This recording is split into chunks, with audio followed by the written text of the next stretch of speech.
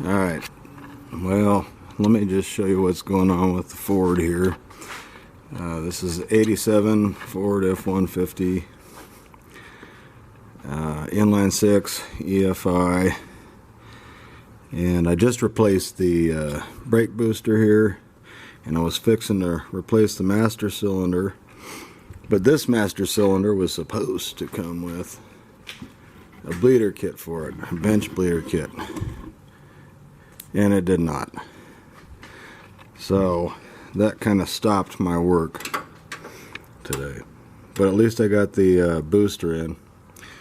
The rest is coming maybe tomorrow before I have to go back to work. I know it's dark in here. Turn this flashlight back on. So I decided to come over here. Okay, came around the other side and see what else, see what else I could do under here. Pardon me while I get down on the creeper here. So I've got replaced from the catalytic converter. I don't know if you can see it, but under here I gotta replace the muffler and the exhaust pipe all the way down, and I was trying to loosen these bolts over here, and no go. I'm gonna have to cut them off with the angle grinder. But over here, as I was doing that, I looked, because I got some leakage here, and you can probably see it. But check that yoke out there.